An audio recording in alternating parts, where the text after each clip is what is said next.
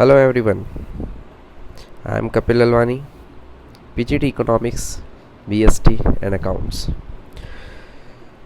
Yesterday I will start a new chapter of national income, how to calculate national income and methods of valuation of national income. Yesterday I will start a first method of calculating of national income, value added method. But today I will start practical problem of value added method. Clear? चलिए start करते हैं हम practical problem. But उस practical problem को start करने से पहले मैं आप सभी को सबसे पहले कल जो हमने टॉपिक देखा था उस टॉपिक को हम फिर से हम एक बार फटाफट रीड कर लेते हैं. फार्मूला क्या था उस फार्मूले को एक बार फटाफट रीड करके क्या क्या प्रिकॉशंस है. आज मैं थोड़ा सा उससे आगे एक थियोरिटिकल नॉलेज की ओर ले जाना चाहूँगा आपको. एक्चुअल में नॉलेज ये है कि वैल्यू एडेड मेथड को कैलकुलेट करते समय, वैल्यू एडेड मेथड से नेशनल इनकम को कैलकुलेट करते समय हम किन प्रिकॉशंस को हमें देखना पड़ेगा, किन प्रिकॉशंस को हमें फॉलो करना पड़ेगा हमें इन मेथड्स को देखते समय. क्लियर है? तो चलिए स्टार्ट करते हैं. पर स्टार्ट करने से पहले आप सभी से रिक्वेस्ट है, अगर आपने अभी तक इस चैनल को सब्सक्राइब नहीं किया है तो प्लीज़ चैनल को सब्सक्राइब कीजिए और पास में बेल आइकन को प्रेस कीजिए ताकि आपको हर दिन कुछ न कुछ, जब भी मैं कोई न्यू वीडियोस डालूँगा तो उसके नोटिफिकेशंस आपको मिल सकें. क्लियर? तो चलिए स्टार्ट करते हैं रिवीजन पार्ट. ठीक है, जैसा कि मैंने अभी आपको बताया कि पिछले लेक्चर में हमने स्टार्ट किया था वैल्यू एडेड देखा था हमने. वैल्यू एडेड में हमने फाइनल गुड्स और इंटरमीडिएट गुड्स की डेफिनेशन को देखा था. फिर हमने फार्मूला देखा कि एक्चुअल में वैल्यू एडेड मेथड को डिनोट किया जाता है जीडीपी एमपी से. ठीक है बेटा, तो क्या फार्मूला हमने देखा था, सभी को याद है फार्मूला? ठीक है, एक बार वीडियो को पॉज करके फटाफट आराम से मन में इमेज बनाकर देखो कि हमने फार्मूला क्या देखा था. ठीक है, फार्मूला हमने एक्चुअल में ये देखा था कि वैल्यू ऑफ जीडीपी एमपी हम जब कैलकुलेट करते हैं, या GVAMP है, ग्रॉस वैल्यू एडेड या gross domestic product at market price calculated by value of output minus intermediate consumption. Value of output minus intermediate consumption. And what is value of output? The value of output is equals to sales plus change in stock. So what is sales? Sales means the domestic sales within the domestic territory of India and plus export sales through rest of the world. Clear? And change in stock equals to closing stock minus opening stock. Clear? And the intermediate consumption equals to domestic purchase plus import. कुछ note भी बताए थे क्या चीज़ों को आपको ध्यान रखना है. क्वेश्चन में पहला नोट है, अगर क्वेश्चन में वैल्यू ऑफ आउटपुट अगर गिवन है तो आपको ये मानना है कि उसमें domestic sales plus change in stock already include है. Clear? And the next is if question given intermediate consumption, इसका मतलब क्या है, अगर क्वेश्चन आपको इंटरमीडिएट कंजम्पशन देता है तो इसका मतलब है कि उसमें डोमेस्टिक परचेस एंड इंपोर्ट दोनों ही इंक्लूड है. Clear? And the third is it questions given sales, अगर क्वेश्चन में सेल्स गिवन है ऑलरेडी तो इसका मतलब ये है कि उसमें domestic sales plus export already दोनों क्या हो चुके हैं, इंक्लूड हो चुके हैं. अगर क्वेश्चन में सेल गिवन है तो आपको कल हमने जैसे कि क्वेश्चन में भी देखा था कि एक्सपोर्ट दिया हुआ था और सेल्स भी दिया था, तो हमने एक्सपोर्ट को इंक्लूड नहीं किया था. और मैंने आपको कहा था कि एक्सपोर्ट की जो इन्फॉर्मेशन है क्वेश्चन में एग्जामिनर आपको सिर्फ कंफ्यूज करने के लिए इन्फॉर्मेशन दे रहा है ताकि आप क्वेश्चन को गलत कर दें. ठीक है, हमें कंफ्यूज नहीं होना है. अगर क्वेश्चन में सेल्स गिवन है तो फिर हमें उससे एक्सपोर्ट को इंक्लूड नहीं करना है. क्लियर है? ठीक है, तो फिर हम जो भी हम वैल्यू एडेड मेथड से हम जो फाइंड करेंगे वो होगा जीडीपी एमपी. ठीक है, अगर क्वेश्चन हमसे कह रहा है कि नेशनल इनकम फाइंड करनी है तो आपको पता है कि national income and related aggregates में हमने जो रिलेटेड एग्रीगेट्स को हम सीख कर आए कि किस तरह से हम नोटेशन को कैसे कन्वर्ट करते हैं. क्लियर है? तो जीडीपी एमपी से जब हम एनएनपी एफसी में कन्वर्ट करेंगे, जी टू एन को कन्वर्ट करेंगे तो डेप्रिसिएशन माइनस करेंगे, डी टू एन को कन्वर्ट करेंगे तो एनएफआई ऐड करेंगे, और पी टू पी तो कांस्टेंट है और तो एमपी को एफसी में कन्वर्ट करेंगे तो एनआईटी को माइनस करेंगे. कल हमने एक फार्मर वाला एग्जांपल भी देखा था किस तरह से वैल्यू एडेड होता है, किस तरह से हर सेक्टर्स अपने अपने वैल्यू एडिशन करते हैं. बोलो 3 सेक्टर्स ऑफ द इकोनॉमी है, इकोनॉमी में 3 सेक्टर्स वर्क कर रहे हैं, primary sector, secondary sector and tertiary sector. तो तीनों ने जो भी वैल्यू ऑफ आउटपुट बनाएंगे और कंजम्पशन करेंगे, इंटरमीडिएट कंजम्पशन उनको माइनस करेंगे, वो ग्रॉस वैल्यू एडेड फाइंड करेंगे. ठीक है, चलिए आगे देखते हैं कि हमें वैल्यू एडेड मेथड को फाइंड करते समय, वैल्यू एडेड मेथड को से हमें नेशनल इनकम फाइंड करते समय में किन प्रिकॉशंस को फॉलो करना पड़ेंगे, तो ये precautions regarding the value added method. So first precaution है sale and purchase. Sale and purchase, देखना बेटा ध्यान से, sale and purchase of second hand goods, second hand goods is not include in the estimation of value added. अगर किसी sale और purchase हो रहा है, किसका, सेकेंड हैंड गुड्स का सेल एंड परचेस हो रहा है, तो आपको नेशनल इनकम में को वैल्यू करते समय उसे इंक्लूड नहीं करना है। बेटा एक एग्जांपल के थ्रू मैं आपको समझाता हूँ इसका मतलब क्या है। चलिए देखते हैं। चलिए एक्चुअल में मानो कि मिस्टर राम है, मिस्टर राम है, ये है मिस्टर राम। ये देखो आपने मिस्टर राम को देखा, कितने अच्छे सुंदर सुंदर लग रहे हैं, बाल भी उनके बड़े बड़े हैं, ठीक है। तो ये मिस्टर राम है। अब मिस्टर राम जाते हैं टाटा मोटर्स के पास, टाटा मोटर्स के पास, और ये टाटा मोटर्स से एक्चुअल मुझे इतनी अच्छी ड्राइंग तो नहीं है, पर हाँ ठीक है, जो आप समझ लेना। ये क्या करते हैं, उनसे एक कार परचेस करते हैं। बहुत ही गंदी ड्राइंग है, प्लीज़ हंसना मत में। एक कार परचेस करते हैं, ठीक है। जब टाटा मोटर ने मिस्टर राम को जब कार परचेस की थी, तो क्या टाटा मोटर्स के लिए वो वैल्यू ऑफ आउटपुट था? यस सर, क्योंकि उन्होंने सेल कर दी थी। अब ये कार किसके पास आ गई? मिस्टर राम के पास आ गई।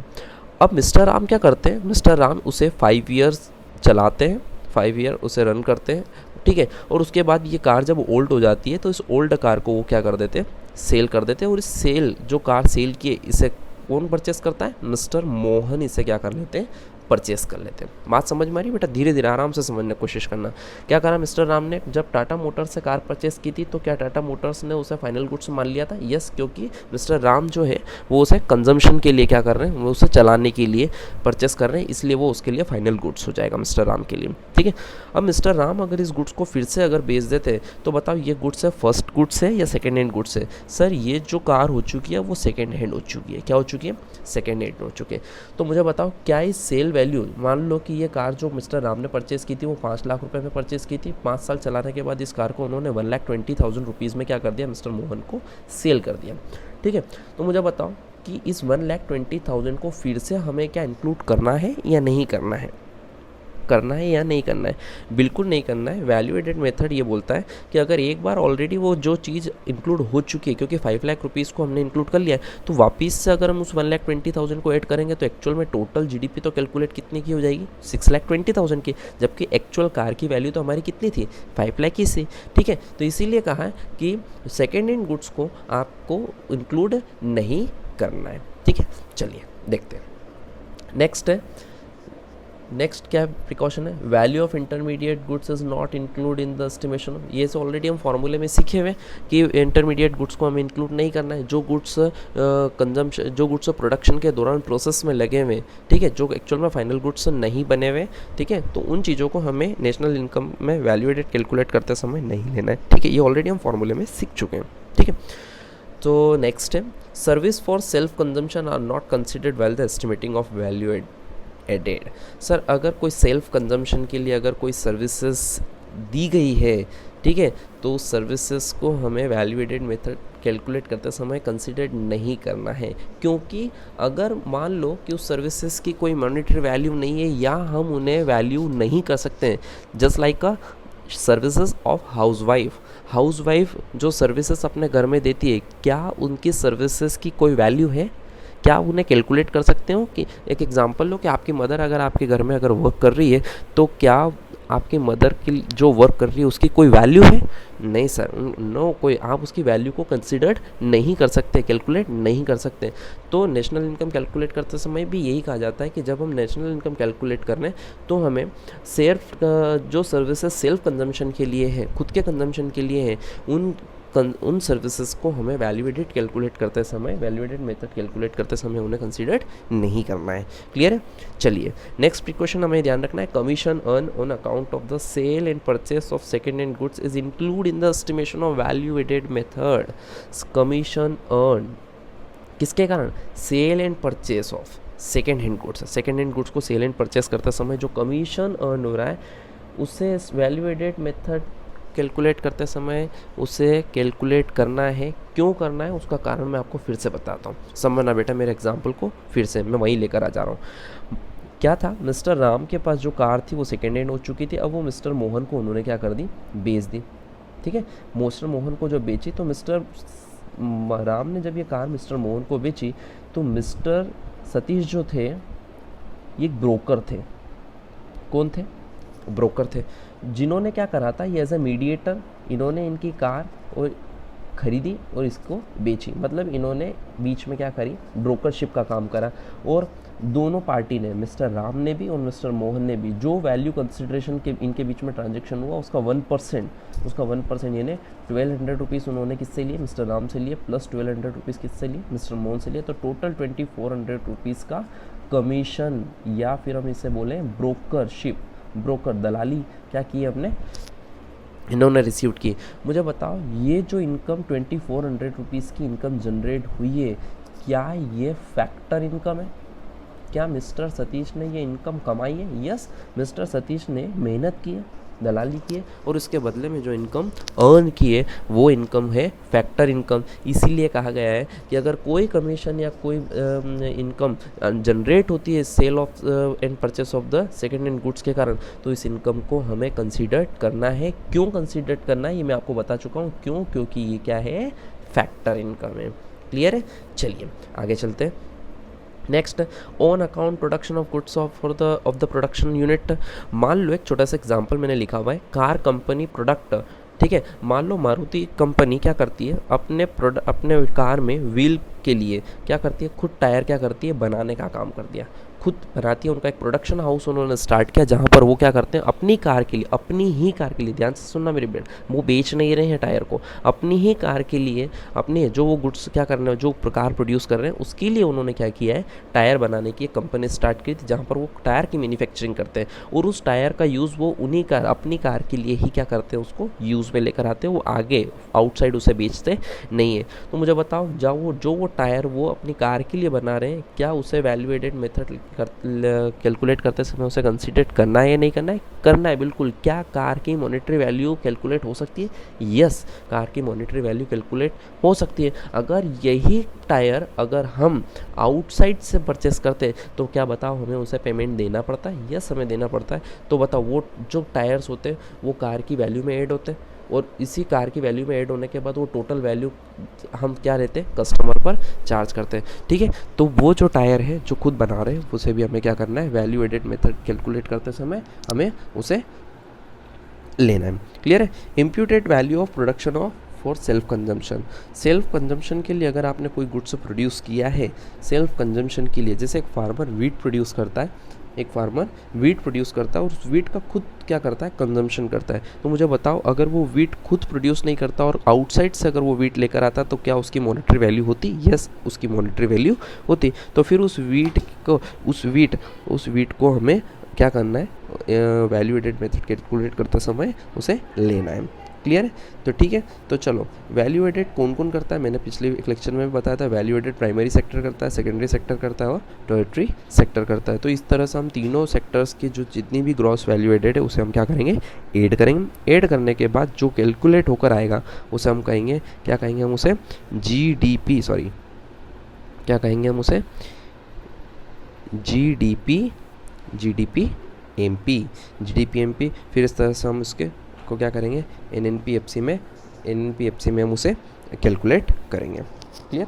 चलिए आज हम एक क्वेश्चन करते हैं, और क्वेश्चन क्या है, क्वेश्चन है calculate NDPMP by value added method. ध्यान से बेटा समझना क्या पूछा है, क्वेश्चन पूछ रहा है एनडीपी। थोड़ा सा मैं इसकी साइज़ को कम कर देता हूँ पेन की। यस, बिल्कुल ठीक है, मैं इसे इरेज कर देता हूँ। हाँ चलिए करते हैं स्टार्ट। Calculate NDP. मुझे बताओ क्वेश्चन की रिक्वायरमेंट क्या है। सबसे पहले कल भी मैंने बताया था कि जब चीज़ें आप स्टेप बाय स्टेप करना सीख जाओगे तो आप हर क्वेश्चन को इजीली अटेम्प्ट कर लोगे, किसी भी क्वेश्चन में कोई गलती आपकी नहीं होगी। आपको सिर्फ एक ही चीज़ ध्यान रखना है, हमें चीज़ों को स्टेप बाय स्टेप करना है। चलो क्वेश्चन की रिक्वायरमेंट क्या, एग्जामिनर आपसे पूछना क्या चाह रहा है, एग्जामिनर आपसे पूछना चाह रहा है कि आप कैलकुलेट करें एनडीपी एमपी। चले सबसे पहले तो हमने रिक्वायरमेंट लिख दी कि पूछा क्या है। अब डेटा को देखें कि डेटा हमें किस मेथड की ओर ले जाने की कोशिश कर रहा है। सर हमें जो डेटा ले जाने की कोशिश कर रहा है वो है वैल्यू एडेड मेथड। तो वैल्यू एडेड मेथड से जो हम डेटा कैलकुलेट करेंगे उसे हम कहेंगे जीडीपी एमपी, क्या कहेंगे हम उसे, जीडीपी एमपी। अब चलो सबसे पहले फॉर्मूला जी से एन में जाना है तो हमें क्या करना है, डेप्रीशिएशन को माइनस करना है। डी टू डी सेम है, पी टू पी सेम है और M P to M P same है। तो चलो ये एग्जामिनर जो हमसे चाह रहा है उतना काम हमने कर दिया है, ठीक है। चलो अब हमें डेप्रीशिएशन गिवन है, yes sir, consumption of fix assets के नाम जिसे कहते हैं हम उसे डेप्रीशिएशन ही कहते हैं, वो क्वेश्चन में गिवन है, कितना है 500। चलिए अब हम जीडीपी एमपी कैलकुलेट करते हैं। जीडीपी एमपी कैलकुलेट करते समय देखो हमने सेक्टर वाइज क्वेश्चन में दिया है कि प्राइमरी सेक्टर ने कितना माल बेचा और उसने कितना इंटरमीडिएट कंजम्पशन किया था, मतलब कितना कॉस्ट लगाई थी और कितने में आउटपुट बेचा है। तो हम लिख लेते हैं कि gross value added at primary sector plus gross value added at secondary sector plus gross value added at tertiary sector. मुझे बताओ प्राइमरी सेक्टर ने कितना वैल्यू एडिशन किया, और वैल्यू एडेड का मतलब क्या फॉर्मूला क्या होता है, value of output minus intermediate consumption. तो बताओ प्राइमरी सेक्टर ने कितने का आउटपुट बेचा, 10,000, जबकि उनका इंटरमीडिएट कंजम्पशन कितना था, -8,000। क्लियर। चलो सेकेंडरी सेक्टर ने कितना वैल्यू एडिशन किया, तो उन्होंने 15,000 रुपीज़ में total value of output sale किया, माइनस उन्होंने क्या किया, इंटरमीडिएट कंजम्पशन कितना था उनका, 4,000। ठीक है। चलो इसी तरह से टर्टरी सेक्टर ने भी क्या किया, टर्टरी सेक्टर ने 25,000 रुपीज़ का टोटल क्या किया, आउटपुट सेल किया, माइनस उनका जो इंटरमीडिएट कंजम्पशन था वो कितना था, 12,000। चलिए कैलकुलेट करते हैं, 10,000 माइनस 8,000 टोटल 2,000 का वैल्यू एडिशन प्राइमरी सेक्टर ने किया, 11,000 का वैल्यू एडिशन सेकेंडरी सेक्टर ने किया, प्लस 13,000 का वैल्यू एडिशन किसने किया, टर्टरी सेक्टर ने किया। तो टोटल हम सबको अगर हम ऐड करेंगे तो 13 प्लस 11 24 प्लस 2 26,000 रुपीज़ का टोटल जीडीपी एमपी हुआ, माइनस करेंगे तो 25,500 रुपीज़ का एनडीपी एमपी। ये आपका आंसर आ गया। क्लियर बेटा, समझ में आया क्वेश्चन बहुत ही अच्छे से। क्या ध्यान रखना है हमें, सर क्वेश्चन की रिक्वायरमेंट को सबसे पहले हमें देखना है। हमने क्वेश्चन की रिक्वायरमेंट एनडीपी एमपी को देखा, फिर हम स्टेप बाय स्टेप आराम से इजीली तो हम हर क्वेश्चन के आंसर को अटेम्प्ट कर पाएंगे। चलिए बेटा अगला एक नेक्स्ट क्वेश्चन फिर से मैंने आपके सामने लिया है, ठीक है। चलिए देखते हैं इस क्वेश्चन को करने से पहले एक्चुअल में मैं एक स्लाइड और खोल लेता हूँ ताकि मैं ईजिली कैलकुलेशन कर पाऊँ यहाँ पर। क्लियर है, सॉरी, हाँ यस ठीक है। क्वेश्चन क्या है, क्वेश्चन नंबर 2, ये वाला क्वेश्चन मैं कर रहा हूँ मैं आपको, और मैं आपके यहाँ पर एक क्वेश्चन के लिए, ठीक है। क्वेश्चन है आपको कैलकुलेट एनडीपीएफसी। तो क्वेश्चन हमसे कह रहा है कि क्या फाइंड करना है हमें, एनडीपीएफसी, ठीक है। क्वेश्चन हमसे कह रहा है कि एनडीपीएफसी। अब क्या देखना है सर, अब हमें देखना है कि हमें जो क्वेश्चन में डेटा दिया है वो डेटा किस मेथड की ओर जा रहे हैं। सर हमें जो भी डेटा, जैसे हमने देखा है कि purchase of machinery used in the production unit, फिर है सेल्स है, फिर इंटरमीडिएट कॉस्ट है, फिर इनडायरेक्ट टैक्सेस है, change in stock, excise duty, ये सारे डेटा हमें पता है कहाँ ले जा रहे हैं, वैल्यू एडेड मेथड की ओर। तो हमने कैलकुलेट किया, सबसे पहले हमने लिया कि वैल्यू एडेड मेथड से मैं फाइंड करता हूँ जीडीपी एमपी। अब जी से एन पर जाना है तो हमें क्या करना होगा, बेटा बताओ फटाफट, हमें डेप्रीशिएशन माइनस करना होगा, डी टू डी से मैं, पी टू पी से मैं, और एम पी से एफ सी की ओर जाऊँगा तो माइनस क्या करना होगा, एन आई टी, माइनस क्या करना होगा, एन आई टी। चलिए देखते हैं क्वेश्चन में इस टोटल इस फॉर्मूले में कितना डेटा गिवन है। क्वेश्चन में हमें क्या दिया हुआ है सर, क्वेश्चन में हमें दिया हुआ है डेप्रीशिएशन, हाँ, purchase of machinery to be used in the production unit, कितनी मशीनरी परचेज करी थी जो यूज़ हो चुकी थी, सर 100। मैंने याद करो बेटा, डेप्रीशिएशन के अदर नेम है, ठीक है। तो ये 100 रुपीज़ के एक्चुअल में क्या है, क्या नाम था, जो असेट्स आपने परचेज किए उसको कितना यूज़ कर लिया। डेप्रीशिएशन का मतलब यही होता है ना, continuously decreasing in the value of assets, कितना आप असेट्स को यूज़ करते हो, जितना असेट्स को यूज़ करते हो वही उसका डेप्रीशिएशन होता है, ठीक है। तो सर आपने क्या करा, 100 रुपीज़ की मशीनरी यूज़ कर ली, मतलब उसका 100 रुपीज़ का डेप्रीशिएशन लग चुका है। एनआईटी, क्वेश्चन में एनआईटी गिवन है, नहीं सर अभी एनआईटी के बारे में हमें कोई इन्फॉर्मेशन नहीं है, चलो आगे आगे करके देखते हैं। चलो अब हमें क्या करना है, जीडीपी एमपी कैलकुलेट करना है। अब जीडीपी एमपी का फॉर्मूला क्या होता है सर, जीडीपी एमपी का फॉर्मूला होता है value of output minus intermediate consumption. Question में वैल्यू ऑफ आउटपुट गिवन है, नहीं सर हमें वैल्यू ऑफ आउटपुट नहीं कहना है, तो वैल्यू ऑफ आउटपुट का मतलब क्या होता है, वैल्यू ऑफ आउटपुट का मतलब क्या होता है सर? वैल्यू ऑफ आउटपुट का मतलब होता है sales plus change in stock, change in stock. चलो क्वेश्चन में सेल्स गिवन है, यस सर सेल्स गिवन है, कितना है 200 रुपीज़ की सेल है।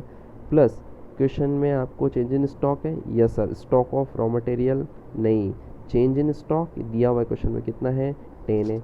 लो सर हमने ऐड कर दिया, टोटल कितना हो गया 210, ये ले लिया हमने 210।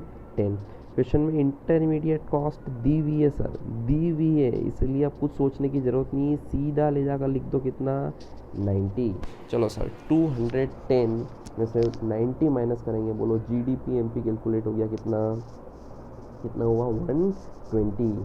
ले सर जीडीपी एमपी हमने लिखा कितना 120। डेप्रिसिएशन अब हमें पता करना है एनआईटी। एनआईटी का मतलब क्या होता है? एनआईटी का मतलब होता है इनडायरेक्ट टैक्स माइनस क्या हुआ सब्सिडी। चलो क्वेश्चन में इनडायरेक्ट टैक्स गिवन है, यस सर 12 की इनडायरेक्ट टैक्स है। सर एक्साइज ड्यूटी भी तो इनडायरेक्ट टैक्स है। नहीं बेटा, मैंने आपको कहा था कि जब क्वेश्चन में इनडायरेक्ट टैक्स गिवन हो तो इसके अदर पार्ट जितने भी इसके अंदर आते हैं इनडायरेक्ट टैक्स के, वो हमें शामिल नहीं करना, क्योंकि इनडायरेक्ट टैक्स में ये एक्साइज ड्यूटी ऑलरेडी गिवन है, यानी ये इन्फॉर्मेशन मेरे कोई काम की नहीं है। अब माइनस करेंगे यहाँ पर मैं सब्सिडी, क्वेश्चन में सब्सिडी गिवन है। और नहीं सर क्वेश्चन में मुझे कहीं पर भी अभी दिख नहीं रही है कि सब्सिडी कहाँ पर है, नहीं है, मीन्स द क्या है आपको बस ये क्या हो गया 0। तो एनआईटी कितनी हो गई 12।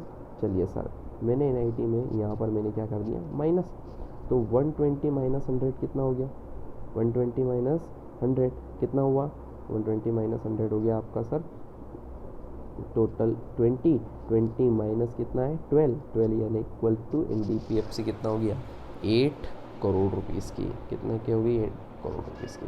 चलिए ये हो गया आपका क्वेश्चन नंबर 2, बेटा समझ में आया। चलिए अब आ जाते हैं क्वेश्चन नंबर 3 की ओर। ठीक है बेटा, ध्यान से समझना क्वेश्चन नंबर 3 क्या कह रहा है। क्वेश्चन नंबर 3 कह रहा है calculate the value added by firm A and firm B. अब दो फर्म की बात कर दी है, तो बताओ ग्रॉस वैल्यू एडिशन कौन करेगा, फर्म ए करेगी और फर्म बी भी करेगी। ठीक है, फर्म ए, तो चलो ऐसा करता हूँ कि सबसे पहले मैं ऐसा लिख देता हूँ कि यहाँ पर मैं फर्म ए की बात करता हूँ और यहाँ पर मैं बात करूँगा फर्म बी की। ठीक है, क्वेश्चन क्या कह रहा है sales by firm A, sale, तो मैं सबसे पहले gross value added at market price किसकी, फर्म ए की। इसका मतलब क्या होता है value of output minus intermediate cost.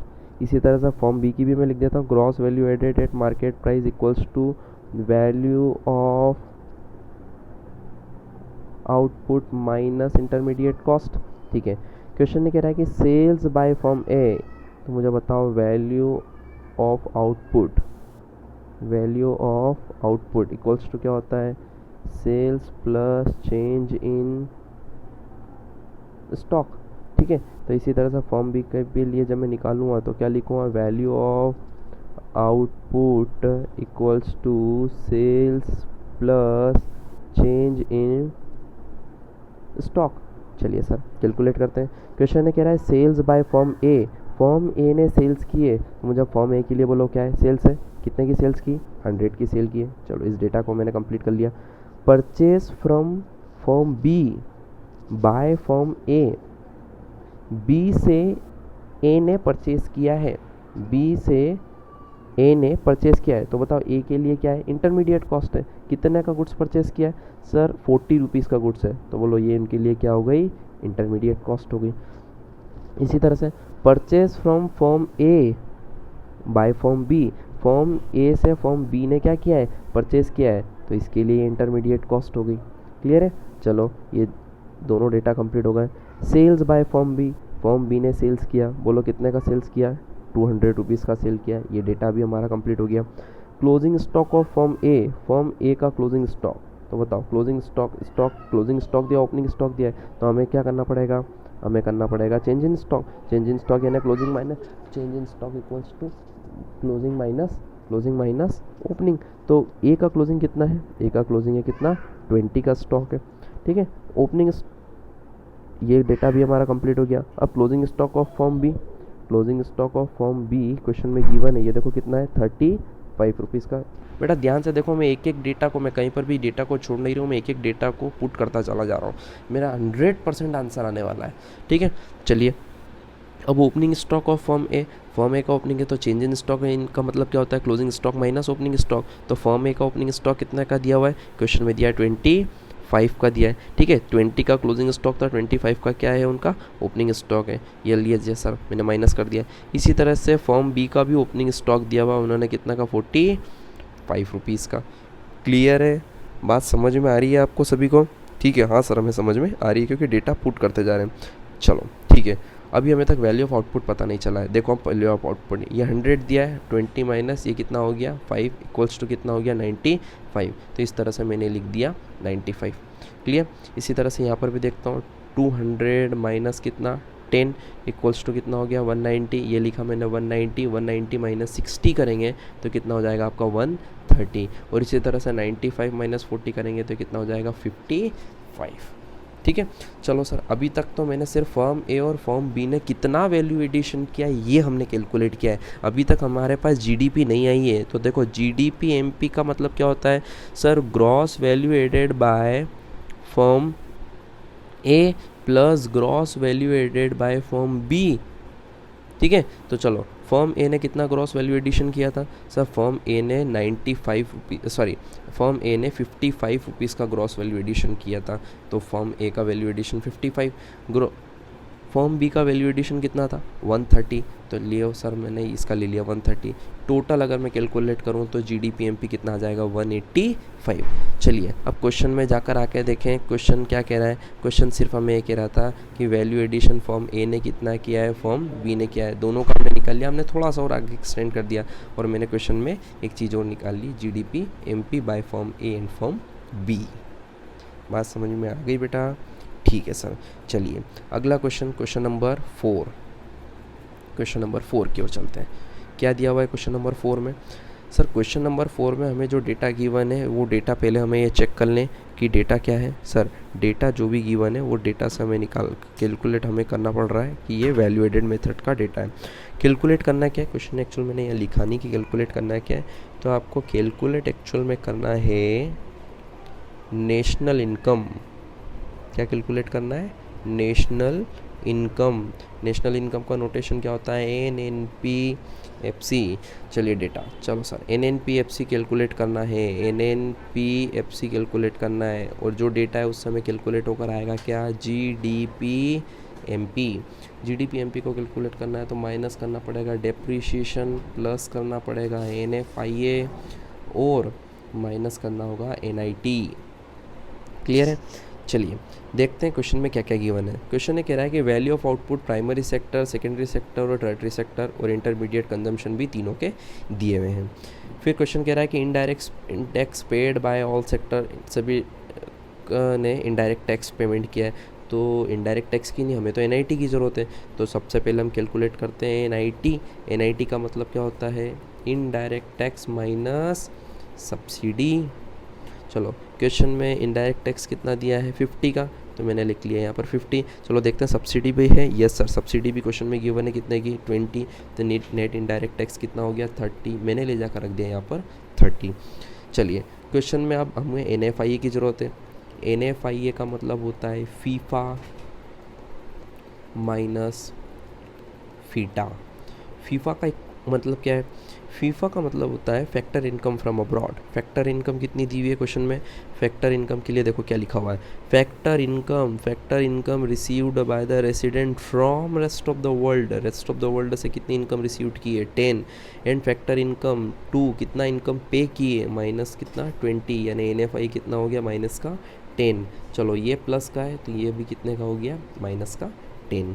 चलो क्वेश्चन में देखें डेटा ये भी कैलकुलेट हो गया। कंजम्पशन ऑफ फिक्स्ड कैपिटल दिया हुआ है, ऑल सेक्टर कितना 30 मंथ। इसका मतलब क्या है? डेप्रिशिएशन। अब हमें कैलकुलेट करना है GDPMP। GDPMP इक्वल्स टू क्या होगा? Gross value added at primary sector plus gross value added at secondary sector plus gross value added at tertiary sector. चलो किसने कितना वैल्यू एडिशन किया? तो वैल्यू ऑफ आउटपुट था प्राइमरी सेक्टर का 800 का, माइनस कितना 400 प्लस 200 माइनस 100 प्लस 300 माइनस का 50। कैलकुलेट करेंगे तो ये आ गया 400 प्लस कितना हो जाएगा 100 प्लस कितना हो जाएगा 250। टोटल कैलकुलेट करेंगे GDP आ रहा है आपका 750। कितने का आ रहा है 750। चलिए आपने यहाँ पर रखा 750, फटाफट कैलकुलेट करते हैं। ये 750 यहाँ पर हम 80 माइनस में 10 माइनस का 120 करेंगे तो एक्चुअल में आंसर आएगा अगर 630 करोड़ रुपीज़, 630 करोड़ रुपीज़ की आपका एक्चुअल में आंसर आया। बड़ा समझ में आ गया, ठीक है। ये सारी चीज़ें आ गई आपको समझ में, एक एक क्वेश्चन को आपने स्टेप बाय स्टेप किया हुआ है, क्लियर है। चलिए बेटा, मैं आपको 4 क्वेश्चन ऑलरेडी मैं आपको करा चुका हूँ। कुछ क्वेश्चन देखिए आप फटाफट इन क्वेश्चन को, जो मैंने क्वेश्चन आपके सामने रखा हुआ है, क्वेश्चन होमवर्क का क्वेश्चन है। आप फटाफट वीडियो को पॉज करके क्वेश्चन को लिखें, लिखने के बाद क्वेश्चन का आंसर फाइंड करें और नोटिफिकेशन के थ्रू आप मेरे YouTube चैनल पर नोटिफिकेशन के थ्रू इसका आंसर दें।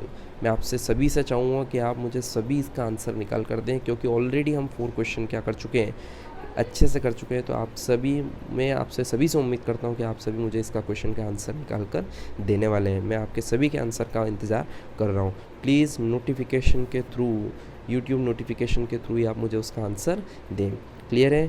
Thanks for watching. अगला मेथड्स हम कल से करने वाले हैं, उसका नाम है इनकम मेथड। कुछ क्वेश्चंस मैं आपको और होमवर्क में दूंगा कल, ठीक है। आप कंटिन्यू से करें, क्लियर।